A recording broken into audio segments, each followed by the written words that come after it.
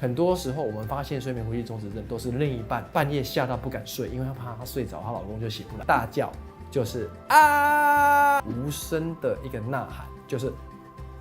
无声呐喊，还有舌质呼吸一起做。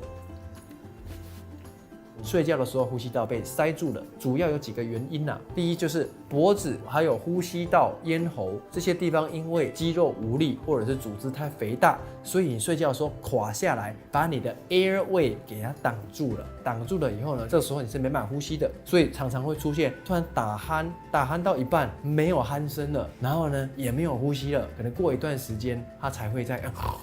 又开始打呼起来，因为这种规律会让人听起来怕怕的。很多时候我们发现睡眠呼吸中止症都是另一半半夜吓到不敢睡，因为她怕她睡着，她老公就醒不来，所以说她变成自己失眠，紧张兮兮的才来求医。所以这个阻塞型的睡眠呼吸中止症主要原理就是在于口腔、鼻子到咽喉这边结构塌掉。至于为什么会有这些现象，原因我们后面再提。所以它常见的表现呢，第一，莫名的疲倦、嗜睡以及猝睡。这个在国外睡眠呼吸中止症最常见的死因呢是车祸，因为他真的很容易开车开到一半就可能睡着，然后产生一些交通上的一些问题。但是学习上呢，也很容易说小朋友也可能会有这些问题，所以他学习表现会不好，上课就是睡觉，成绩很差，被妈妈骂啊，原来跟睡眠呼吸中止症有关系。这边尤其要提的是猝睡，比如说我真的就有朋友我就跟他说，那个我们等一下吃什么？然后他就说啊，你手机看一下，我就手机查一下，以后跟他说，要不要吃这家？他就已经睡着了。什么？那吃这家吗？他不知道自己睡着了。其实你会发现，你或许有些朋友也是这样的表现。那第二，尤其在睡觉的时候呢，你已经有点塞住、缺氧了嘛。如果你原本你的心脏的冠状动脉灌流，就血管本来就不好，或脑部血管本来就不好了，你又再加上那个时候有点小窒息的状态，这就更容易在睡眠中呢产生心绞痛，甚至心肌梗塞，甚至脑中风的一些表现。那有些人呢，甚至是因为这样他就没有醒过来了。第三，很容易有一些代谢问题，包括肥胖啊、糖尿病、高血压，尤其年纪轻轻他就发生了。应该是爸爸才刚刚有这些三高的症状，结果儿子女儿已经有了，这时候也要怀疑是不是有一些干扰因素让他提早有这些代谢问题。还有以下这几项我们就列出来不仔细提的，唯一后面要提的最后一项就是可能产生性欲减退跟性功能的障碍，因为许多人是看到这一点才愿意来就医的。有这些怀疑了以后呢，我要怎么确定我有这个问题？其实这个蛮简单的，首先你可以找一个像睡眠医学中心或者是耳鼻喉科，通常会给你一台机器套在鼻子上啊，还有监测血氧，它会主要得出一个数值叫 AHI。 这个数值呢，主要就是每个小时你的呼吸停止或者是低流速的一个次数。一般呢，如果1小时你小于5次都还算是正常可接受的，但大于5次以上，其实就已经有一些轻度的阻塞型的呼吸中止了。那当然数字越高，代表你这个情况有可能就越严重，而这反过来也是我们治疗的一个指标。那接下来我们大概知道了这个呼吸中止症它有什么影响，我要做什么检查。那这时候呢，我们就面临到我要怎么治疗了哈。那这个治疗跟它的原因有关系，通常第一名是跟肥胖有关，所以减肥通常是有帮助。那第二呢，你可能腺体啊，或者是扁桃腺、悬雍垂、舌头那些口腔腺体太大，但这往往跟你的长期的发炎有关，所以过敏体质或者体内发炎的体质要先处理掉。以中医角度来讲，会先从内科的方式处理这个问题啊。第三是舌根容易后倒，舌根后倒呢，其实现代人非常多，因为咀嚼容易不够，吃东西又过软，那有没有在锻炼？这时候可以请你连回来，就是舌质呼吸，或者是在赵哲阳医师一些松舌根、舌肌力的一些锻炼，对这个时候是会有帮助的。那第四是你可能真的有一些口腔结构的问题，比如说小下巴啦，或者是咽喉的一些角度的一些不同，有可能需要做一些徒手的疗法，严重的话要做一些手术，这些是看你的情况。那阿明师是建议说，你从你可以做的，或者是保守性的一些治疗先开始处理，生活形态先改变以后，最后我们再来看手术的必要性。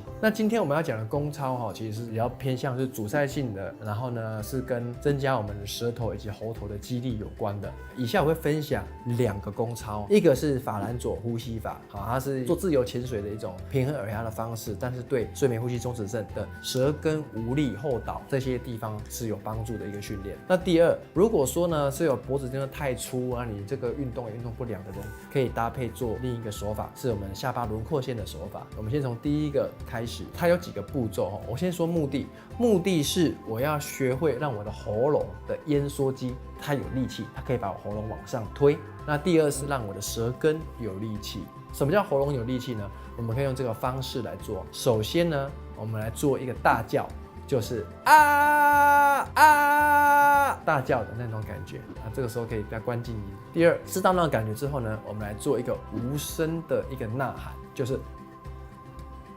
就是好像你看到阿飘的那种感觉，想叫不出来的那种声音。这时候呢，就是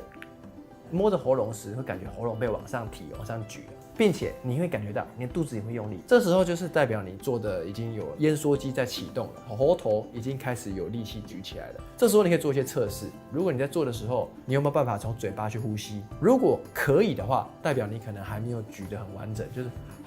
代表你还没有咽缩肌启动。如果你已经做得正确，你是没有办法从嘴巴去呼吸的。做好第一步之后呢，再做第二步，其实就是舌质呼吸，把舌根往上提，舌尖抵在你的门牙后面，然后舌根往你的后方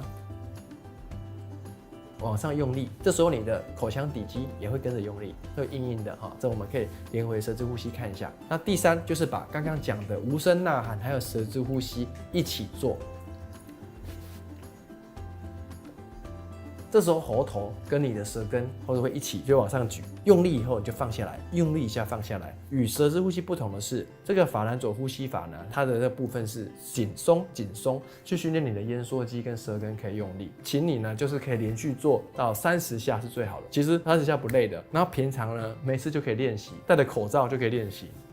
也没有人知道你在干嘛，因为没有声音。那这样子可以训练你在睡觉的时候，喉头比较容易维持它的张力打开的，那也可以减少说你呼吸时的阻力。以上就是我们要分享这个在睡眠呼吸中止症用的法兰佐呼吸法。那如果说你真的是一些脖子很肥厚，那觉得真的舌根也很紧的人呢，可以再搭配另外2个，一个就是我们在下巴轮廓线瘦小脸这个，它其实是在放松你的舌骨上肌群的手法，让你的下巴变软变松。第二是你也可以做赵哲阳医师的松舌根，把舌根往上提，让它弹性变好。其实种种做完之后呢，其实呼吸的打鼾的次数会变少，而且你如果在做检测时，也期望说 AHI 值可以下降啊。如果这样做有帮助的话，也鼓励你继续做。那假设不够的话呢，我们可能就要搭配其他正规的一个治疗。平常的复健就用以上的方式。那希望以上的分享可以让你更重视这个打呼这个看似无害，其实祸害无穷，很需要重视的一个问题。也希望做完之后可以让你一夜好眠，跟家人长长久久。